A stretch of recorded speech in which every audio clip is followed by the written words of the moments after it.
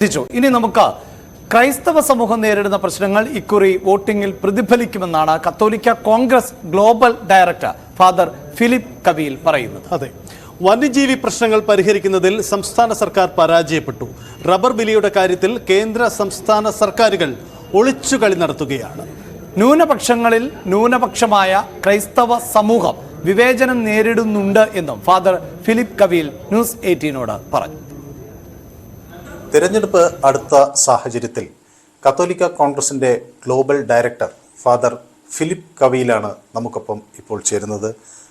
Father Philip, ഈ തിരഞ്ഞെടുപ്പ് എങ്ങനെയാണ് കത്തോലിക്ക കോൺഗ്രസ് നോക്കിക്കാണുന്നത്? എന്താണ് അതിൻ്റെ ഒരു ഔട്ട്കം ഉണ്ടാകുക എന്നാണ് പ്രതീക്ഷിക്കുന്നത്? കത്തോലിക്ക കോൺഗ്രസ് വളരെ പ്രതീക്ഷയോടെയാണ് ഈ തിരഞ്ഞെടുപ്പിനെ നോക്കിക്കാണുന്നത്. ആദ്യമായി തന്നെ എനിക്ക് അഭ്യർത്ഥിക്കുവാനുള്ളത്, കത്തോലിക്ക കോൺഗ്രസിൻ്റെ എല്ലാ പ്രവർത്തകരും ഈ തെരഞ്ഞെടുപ്പ് പ്രക്രിയയിൽ ആത്മാർത്ഥമായി പങ്കുചേരണം. അതായത് എല്ലാവരും തങ്ങളുടെ വോട്ടവകാശം വിനിയോഗിക്കണം. അതാണ് എനിക്ക് ആദ്യമേ പറയാനുള്ളത്. ഇതിൽ പല പൊളിറ്റിക്കൽ പാർട്ടികൾ പലതരത്തിലുള്ള ആശയങ്ങൾ മുന്നോട്ട് വയ്ക്കുന്നുണ്ട്. ക്രിസ്ത്യൻസ് എങ്ങനെ ചിന്തിക്കണമെന്നതിനെ സംബന്ധിച്ച് അവരൊക്കെ പല കാരണങ്ങൾ ഒക്കെ പറയുന്നുമുണ്ട്. ഒട്ടനവധി വിഷയങ്ങൾ അതുമായി കോൺട്രവേഴ്ഷ്യലായതും അല്ലാത്തതൊക്കെ ഉണ്ട്.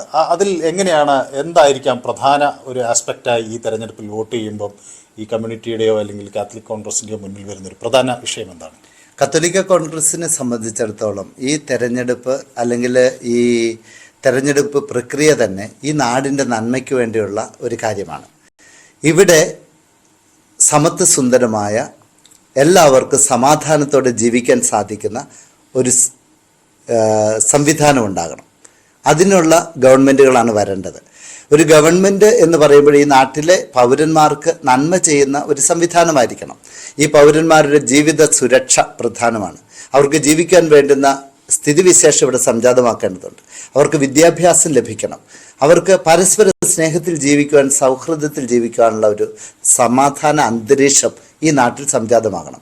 അത് ഏത് ഗവൺമെൻറ് വന്നാലും അതിനായിരിക്കും പ്രാധാന്യം കൊടുക്കേണ്ടത്. ഈ കർഷകരുടെ പ്രശ്നങ്ങൾ ഒരു വലിയ വിഷയമായി എല്ലാ കാലത്തും സഭ ഉയർത്തിക്കൊണ്ടുവന്നിട്ടുണ്ട്. അവരുടെ റബ്ബറിൻ്റെ വിലയിടിവ്, ഒരിക്കൽ ആർച്ച് ബിഷപ്പ് തന്നെ പറഞ്ഞു 400 രൂപയെങ്കിലും ഇതാക്കണം, അങ്ങനെ 300 രൂപയാക്കണം, അങ്ങനെ ആക്കുന്നവരെ പിന്തുണയ്ക്കണം എന്നൊക്കെയുള്ള ഒരു നിലപാടൊക്കെ അദ്ദേഹം പറഞ്ഞു.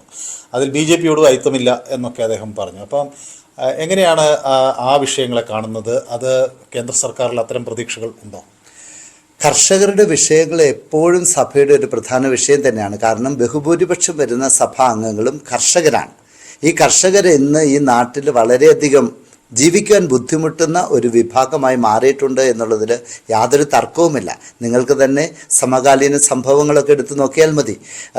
അനുദിന ജീവിത ചെലവ് വല്ലാതെ വർദ്ധിച്ചിട്ടും ഈ കർഷകരുടെ ഉൽപ്പന്നങ്ങൾക്ക് മാത്രം അതിനാനുപാതികമായ വില ലഭിക്കുന്നില്ല.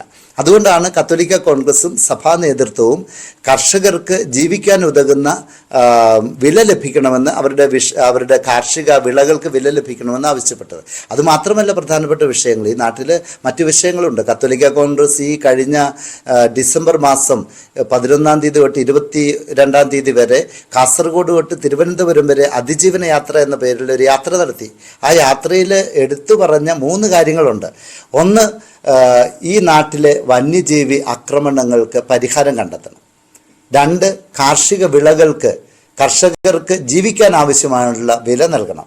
3, ക്രൈസ്തവ സമുദായത്തെ സംബന്ധിച്ച അവരുടെ പ്രശ്നങ്ങൾ പരിഹരിക്കുവാൻ വേണ്ടി ഈ ഗവൺമെൻറ്, കേരള ഗവൺമെൻറ് സ്ഥാപിച്ച കോശി കമ്മീഷൻ്റെ നിർദ്ദേശങ്ങൾ എത്രയും പെട്ടെന്ന് സത്വര നടപടികൾ സ്വീകരിച്ച് നടപ്പിൽ വരുത്തണം. ഈ 3 കാര്യങ്ങളാണ് പറഞ്ഞത്. അതിൽ വന്യജീവി വിഷയം എന്ന് പറഞ്ഞാൽ ഒരു വലിയ വിഷയമായിരുന്നു ഇവിടെ.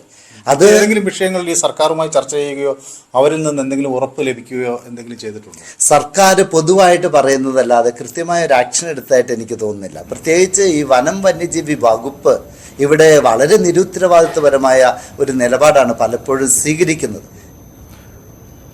സജിത്ത്, ഒരു സമയത്തൊക്കെ ഈ മതപുരോഹിതരുടെ അല്ലെങ്കിൽ സഭാധ്യക്ഷന്മാരുടെയൊക്കെ പ്രതികരണങ്ങൾക്ക് വലിയ ഇടം ഉണ്ടായിരുന്നു. എനിക്ക് തോന്നുന്നു ഈ ഏറ്റവും തെരഞ്ഞെടുപ്പ് നടക്കുന്നതിന് ഏറ്റവും മുമ്പുള്ള ഞായറാഴ്ചകളിൽ സാധാരണ പള്ളികളിൽ ഉൾപ്പെടെ നടത്തുന്ന പ്രഭാഷണങ്ങൾ, അത് ഒരു സഭയുടെ ഒരു നിലപാട് എന്താകുമോ അതായിരിക്കും ആ സഭയ്ക്ക് കീഴിലുള്ള എല്ലാ പള്ളികളിലും അവിടുത്തെ അച്ഛന്മാർ ഈ തെരഞ്ഞെടുപ്പുമായി ബന്ധപ്പെട്ട് നടത്താറുള്ള പ്രസംഗങ്ങൾ ഒക്കെ. പക്ഷെ ഇപ്പോൾ ഏത് മതവിഭാഗത്തിൽപ്പെട്ടവരാണെങ്കിലും ഒക്കെ സ്വതന്ത്രമായി ഒക്കെ തീരുമാനമെടുക്കുന്ന ഒരു പശ്ചാത്തലമുണ്ടെങ്കിലും സഭയുടെ നിലപാടുകളെ പൂർണ്ണമായും തള്ളിക്കളയാൻ പറ്റുന്ന ഒരു സാഹചര്യമാണോ ഇപ്പോഴും ഉള്ളത്? എങ്ങനെയാണ് സജിത്ത് അതിനെ നോക്കിക്കാണുന്നത്? എനിക്ക് തോന്നുന്നു സഭകളുടെ നിലപാടുകളെ ഒരിക്കലും തള്ളിക്കളയാൻ കഴിയില്ല എന്ന് മാത്രമല്ല, ഈ ചില ഗ്രൂപ്പുകൾ ആൾക്കൂട്ടങ്ങൾ എടുക്കുന്ന പൊതു നിലപാടുകൾ തെരഞ്ഞെടുപ്പിൽ വലിയ സ്വാധീനിക്കപ്പെടും. അതുകൊണ്ട് ഇത്തവണ അത് നിർണായകമാവും.